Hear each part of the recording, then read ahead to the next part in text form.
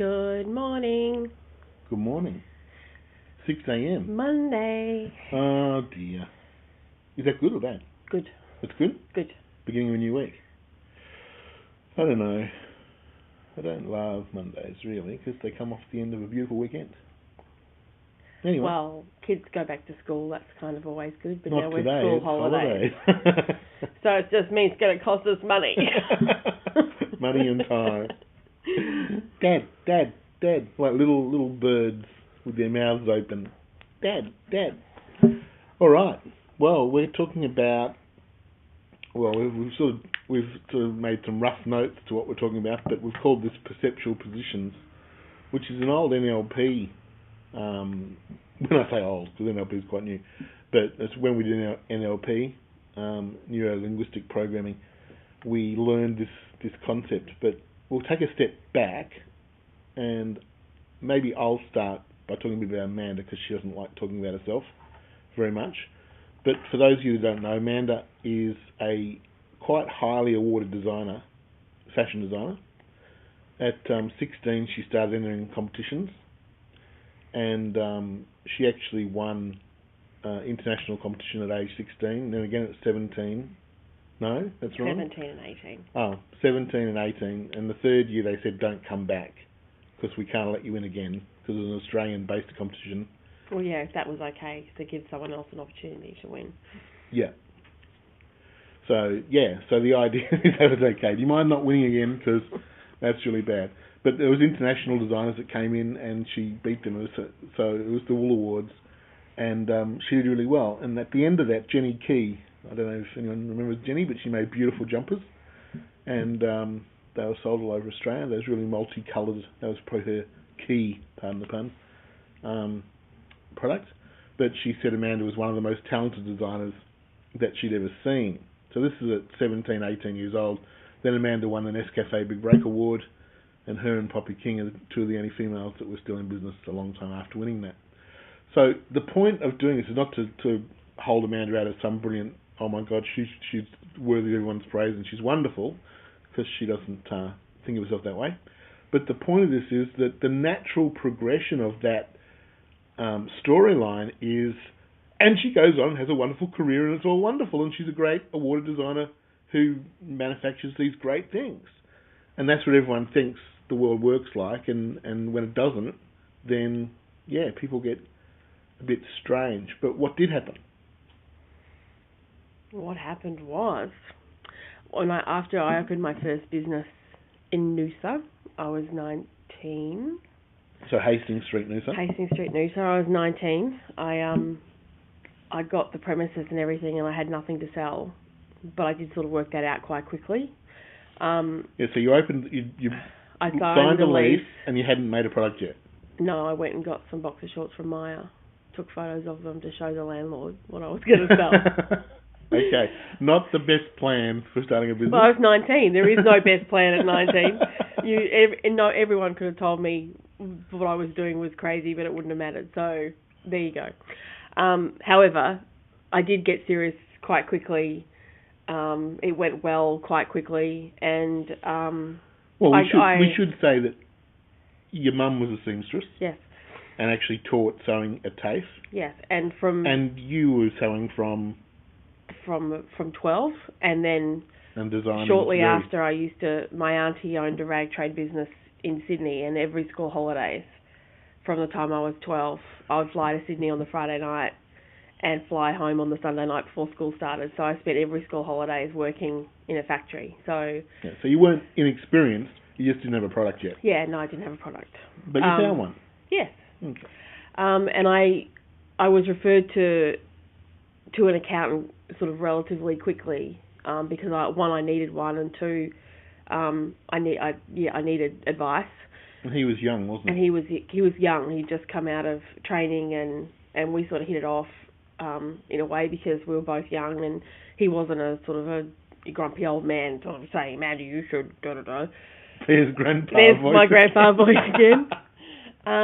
And he gave me this great advice. I went down to his office this time. We got the whiteboard out. We were drawing all over it. And this is, this is great what you've done here, but we need to, if you did this, you'd go, and I was so excited. I remember just going, whoa, this is exactly what I want. So what was he telling you to do? He was telling me to stop making everything myself and get it made. So. And why would you do that? Because that would free up my time. I could work on my business, not and be in a designer. Yes. Not a manufacturer. Yes, it was excellent advice. And I got home that night with my excitement, and I still lived at home at the time because my parents just moved to Noosa and they'd asked me to move back home. My mum wasn't well. That's another story.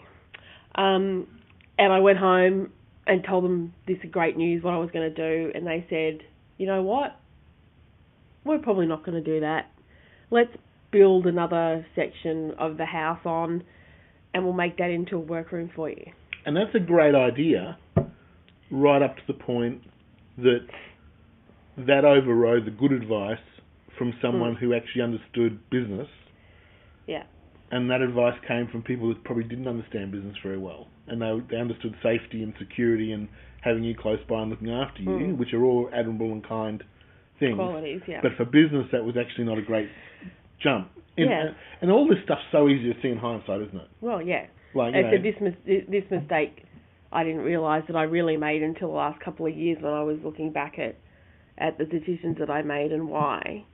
So but the point of telling the story is that it really is a good idea to get advice from outside of your circle of friends and family, people that care about you and love you, but aren't part of the end result. Or have the necessary experience. Yeah, or the experience to give you advice. So, well, I mean, where we're heading here is with data-driven decisions, aren't we? Yes. So, one of the problems we've got in business is that so many of our decisions are based on how we feel, or we're reacting to what's going on around us, and we're not making data-driven decisions. And we were talking yesterday about your niche product, and if you can get that online. And by the way, just adding, if you're a creative person, this is particularly for you because. Yeah, we're both creatives.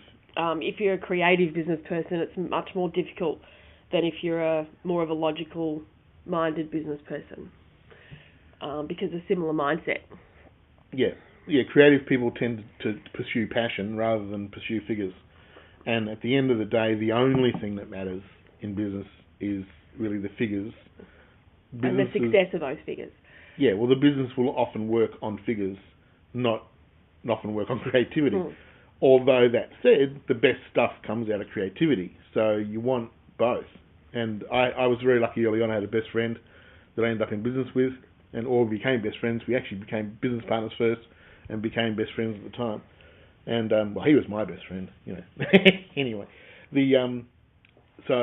he was the business guy and I was the creative guy. And so together we actually worked quite well because he kept the reins on the prancing horse, for want of a better metaphor. But this data-driven decision, once you get things online, the best thing about getting online is that all the emotion goes out of it and it becomes data-driven because the only thing you got to look at is the data. Yeah, and before all the online presence, there was, for small business, data-driven decisions was only something that a large company or a corporation could afford. Market research, test and measuring, advertising, all those things, and all the metrics attached to it. They had to have the money, the staff, the resources to outsource. And so it was only a business. If you were a big business, you had data. Now it's the opposite. You can have a teeny tiny business with a teeny tiny funnel that's one of your teeny tiny niches, and you can have all the data you need to either shut it down or to expand it like 3-fold, 10-fold, 100-fold. Yeah, if you don't understand how Facebook and Google AdWords work, you need to get on the phone and talk to us or ring someone who knows about it, because the reality is that the data you can gain from this stuff, I mean, when we target ads, we're targeting down to interests. We're putting into the form what website people have been to. when we're talking about selling a product, we're actually telling Google and Facebook that I don't want to show my ad to someone that hasn't been. If we're selling frogs, if they haven't been to frogs.org, they're not serious about frogs, so we don't want to talk to them. We only want to show people the ad. We only want to show our ads to people who are most likely to be interested in what we're showing them. We don't want to do the old-fashioned shotgun approach where you just blast out your ads to everyone and hope, with all things crossed, that you're going to hit someone that's going to buy. Yeah. Well, being totally serious, the amount of people that have said to us, I spend $800 every month on a radio ad, or I spend $1,091 on a quarter page in the paper. And then I say, okay, well, that's great that you're spending money on advertising. That's one box tick, definitely. You at least understand that you have to pay to advertise your business and to market. So what's the result? What's the return on investment? How much have you made out of spending that money? So you spent $800. What have you got back? I don't know. What? And the I don't know is another podcast for another day, because it's one of the most annoying things anyone says to me when I don't know. Actually, what do you mean you don't know? Maybe we'll talk about it tomorrow. We might talk about the I don't know tomorrow. I'm going to write that down right here.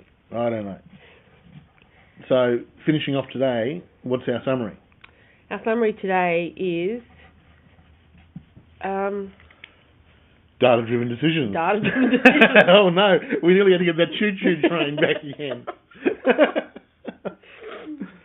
Yeah, so make sure you like whatever you're looking at, you've got to look at the data. So where is this thing coming from? Where's it going?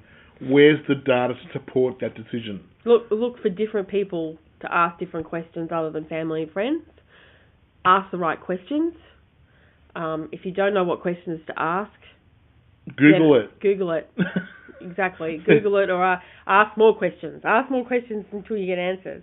The point of this podcast is to give you 10 minutes every day of maybe something that you didn't realise was there. Well, just to spark your thinking. Yeah, and to just unfold a tiny little bit. If we've unfolded a tiny little bit of something that you didn't know yet before you started listening to this, then we have succeeded. So, that'd be great.